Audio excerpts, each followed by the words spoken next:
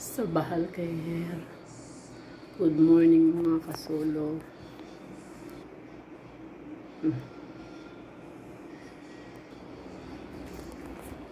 Tara, kain tayo. Tanghalian. Habang tulog pa yung lola ko kasi pagising nung lilipat ko yan dito. Dito.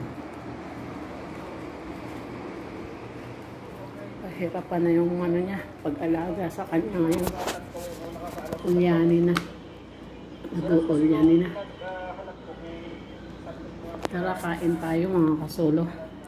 Ito, nagluto ako ng ano, hasa-hasa.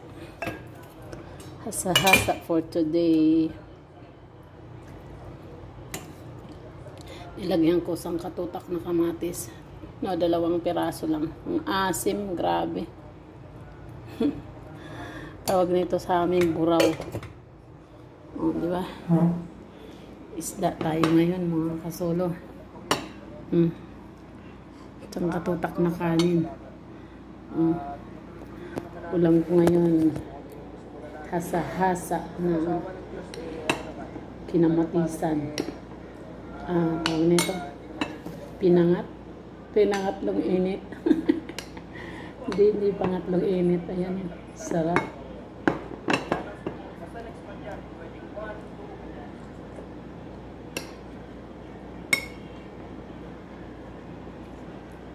Habang tulog si Lola, kain muna tayo.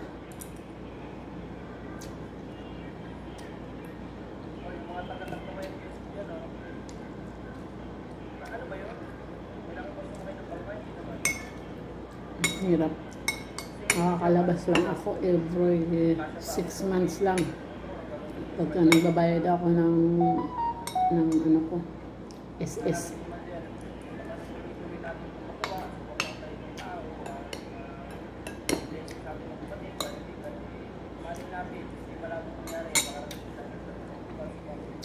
Libangan ko manood ng mga vlogs.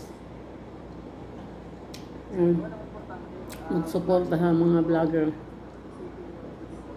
No skipping ads para makatulong tayo.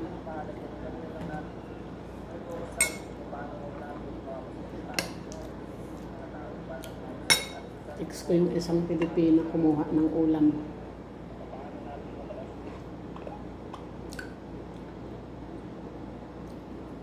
Kuha kasi na bawang isda. Pagka umalis sila, madam mo umakyat ka dito.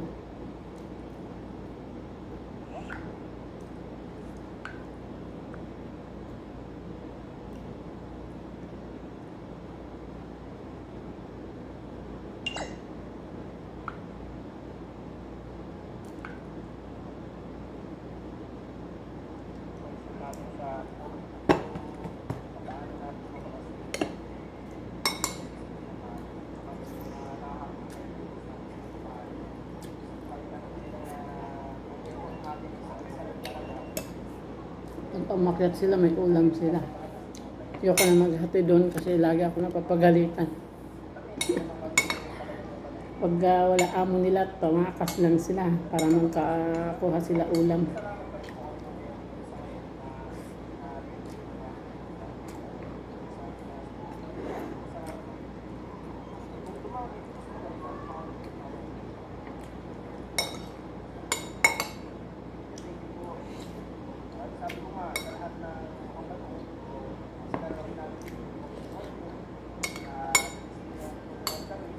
Lagyan ko sana ng ano, dahon ng malunggay. Wala nang dahon malunggay dun sa baba.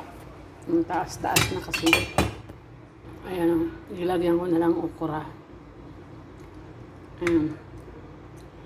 Buraw. Diba?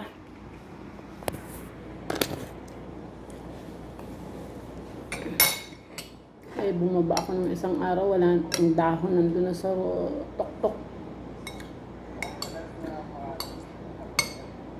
Pagka naayos na yung parking doon sa likod, tatanim kami doon ng bagong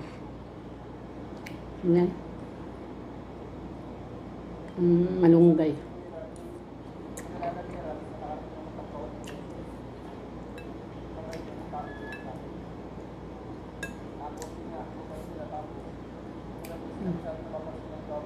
Sili.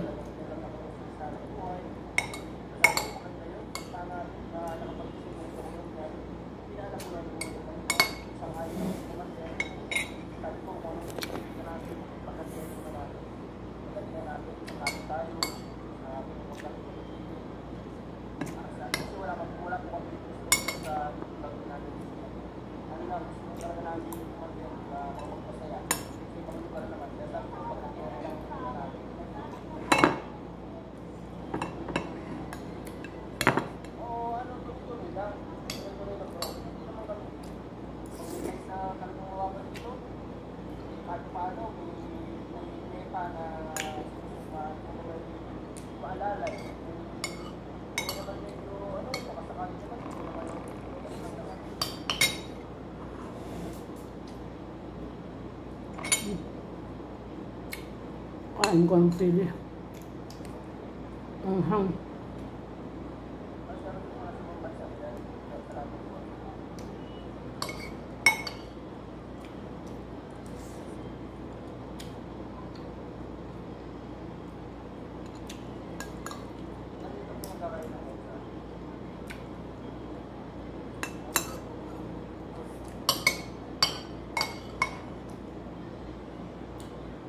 Alas 2 na dito. Tanghalian ko alas 2. Kasi natulog si Lola. Alas 6 na siguro. Dito kami magdamag sa sala. Alas 3:30. Nagpalipat siya dun sa kwarto.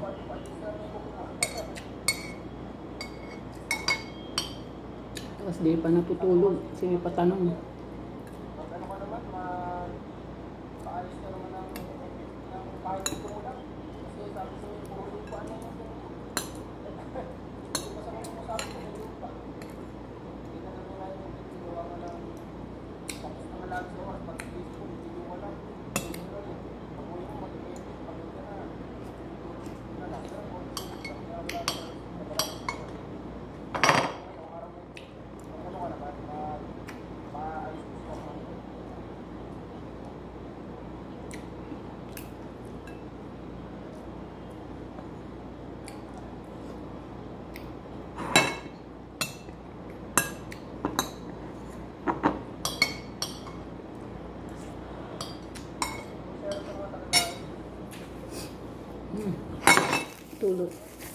Tulo si Pumpa.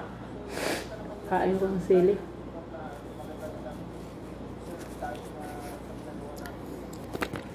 Salamat sa Diyos. Kahit pa paano, lagi ako dito may isda gulay. Manok, laham. Ayun. Meron kaming giniling na beef, yun lang. Sa laham, pinakukuha ko ng anak ni Lola dun sa kanila kung gusto magluto. Ano ko?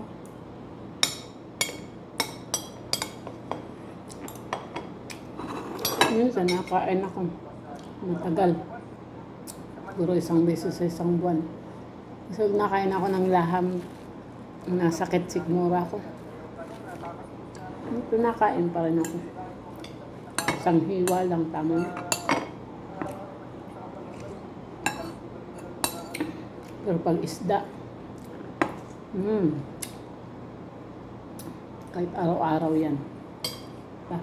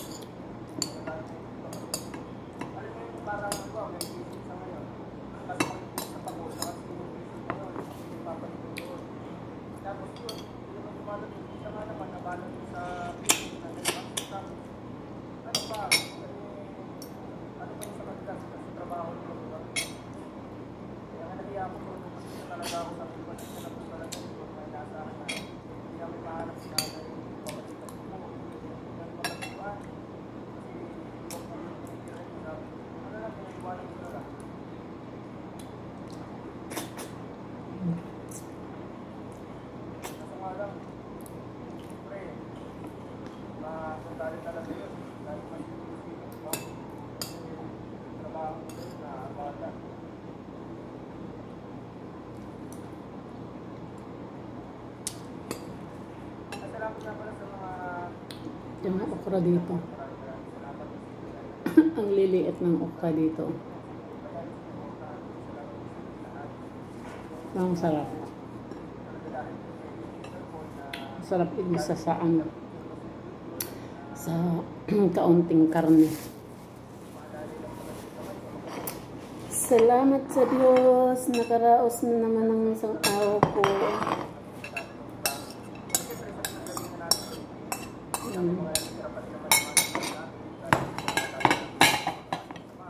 I'm so blessed.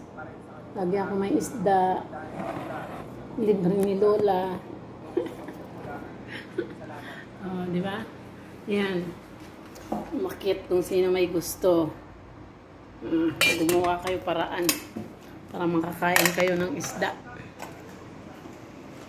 Kasi gagawan ko ng ano, carrot soup si Lola. Yan. Carrot soup. Gagawan ko siya ng yung giniling. Ibalot sambusa. Diba? Para kay Lola. Tapos tatanong siya, kumain ka na?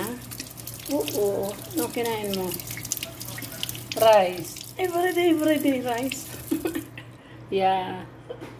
This rice is my energy. Araw ka ba naman magtulak ng karito na 100 kilo ang karga? Diyos mio, marima. Kaya kailangan kong kumain ng bongga. Di ba? Ng pampalakas. Pagka kumakain ako ng karne, nanghihina ako kako. Kaya na kailangan isda, gulay, tsaka ano, kanin. Salamat sa Diyos. Bye-bye muna. At gagawa ko ng soup ni Lola. Tapos almusal niya. Hindi pa nag-almusal yun. Baka ayaw nun. Gawan ko na lang ng orange juice. Para kumain ng lunch ng bongga. Ng marami. Di ba?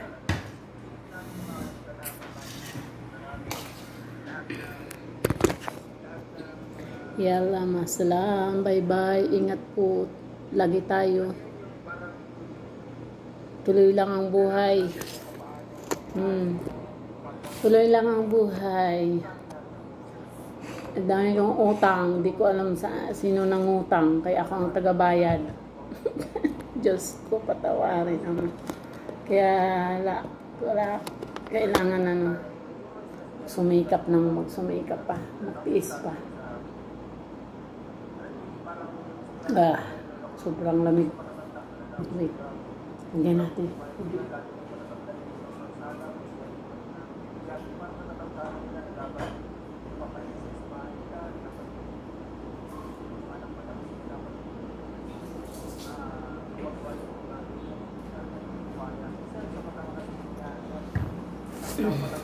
Ang lamig ng tubig.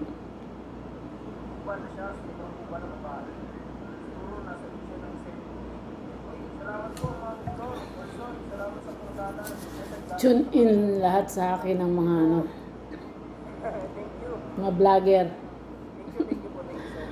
Kasi pagka ano, kahit may ginagawa ako, kaya naka-tune in sila para lahat makapanood.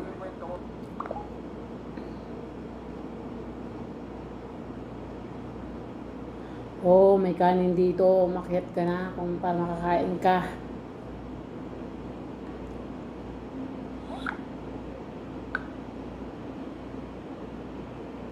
Tapusin natin itong ano, vlog nila Marcos TV channel. Yalla, bye-bye. Masalam. God bless everyone.